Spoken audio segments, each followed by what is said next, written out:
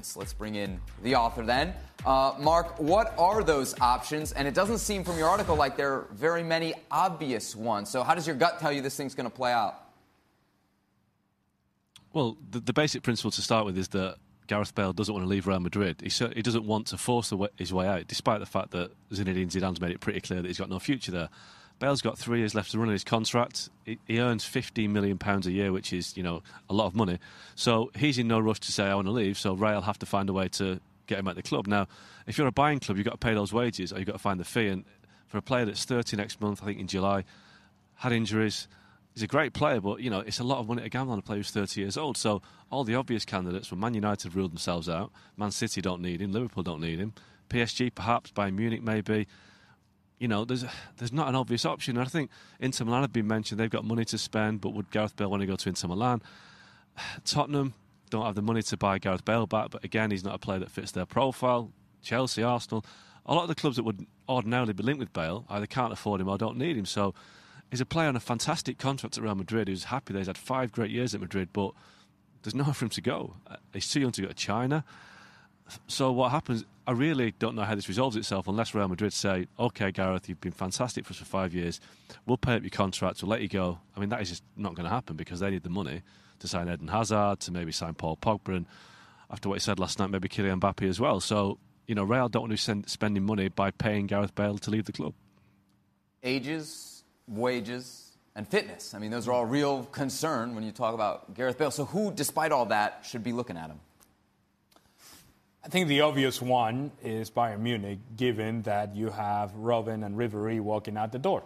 But when I say obvious, what obviously needs to happen as well is the idea that Gareth Bale has to be open to restructuring his contract, his deal, in a way in which perhaps he gets paid the same amount of money, but over a longer period of time, so that Bayern Munich can afford this move and it makes sense for them. Real Madrid is fully motivated to let Gareth Bale go. And Gareth Bale, I assume, and this is a strong assumption, shouldn't be the sort of player with his talent that is just going to sit there and never play again for Real Madrid. But he's not going to play under Zidane. And that has been made very clear. And Real Madrid are going to hold their position. So I think now it's up to Bale to either go to his agents and say, hey, let's find a way out. But in order to do that, he's got to show some flexibility because I don't think Real Madrid is going to show any. Stevie, stay or go? What does your gut tell you about how this shakes out? Well, he has to go because they've made it clear he won't be playing. They're kind of doing all they can to kind of embarrass him into coming up with some sort of figures to get him out. But I agree with Mark and Ali. Where does this guy go? I mean, Bayern makes sense, but after Bayern, where? He can't go to the Premier League. Because if there's one thing he can't do, he can't play a full season in the Premier League. No chance. So you're not going to spend all that money on a guy who might miss half the season in the Premier League. So forget the Premier League. Where does that leave you? I'll tell you what's very obvious.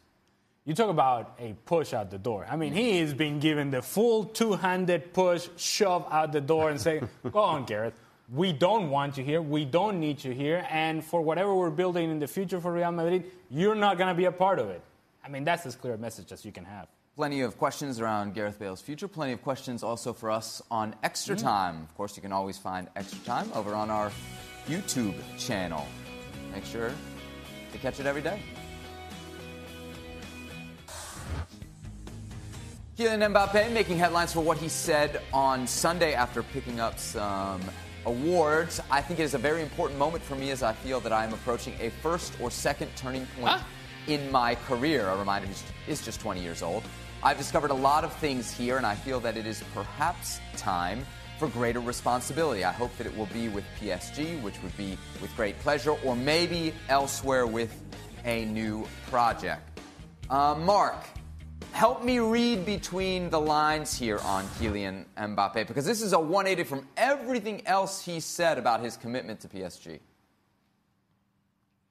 Well, I mean, like I say, he's only 20 years old, but he's clearly a man in a hurry. You know, a year ago he was the star of the World Cup. He starred the World Cup final, had the world at his feet. And this year at PSG, although they've won La Ligue 1, they haven't really progressed in the Champions League. And he's probably thinking, well, I'm 20 years old now.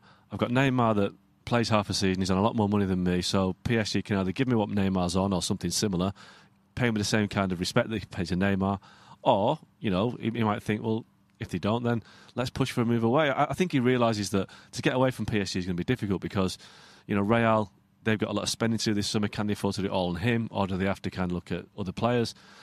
Man City, you know, they've got all these investigations hanging over them. Can they really afford to sign Kylian Mbappe? So I think he realises deep down that he really hasn't got an escape route from PSG at the moment. But I think what he wants is the kind of the parity on salary that would take him up to Neymar levels, because he, for me, is more important to them than Neymar.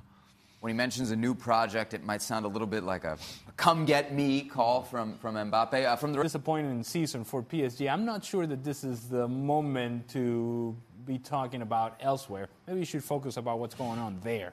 I'm a little worried with the statement he makes. Yeah. Why? You know, well, because when he went from Monaco to PSG, every single person spoke about him, said, what a very level-headed young man, knows what he's all about, is very grounded, very down to earth, just likes to play his football. Now, 18 months, 2 years later, at 20 years of age, this guy's turning into Billy Big Time. And I'm worried that half of the problem is because he's watching Neymar. I mean, at 20 years of age, you should not be sitting thinking, well, why is he getting all this money? I should be getting more money. I mean, I'm worried if I'm PSG that this guy's going to start going Billy Big Time, because that's what it sounds like to me. Don't you think, Stevie, that maybe this is not coming from him? This is people in his ear, people that maybe he has trusted in the past, and now these people are saying, hey, look, Neymar's getting this, he's doing that. That guy's getting this, that guy's getting that, and this is what you should be getting. But as a player and as a man, you have to filter what you think is good advice and what's not good advice. And if he thinks that's good advice, then he is turning into Billy Big Time.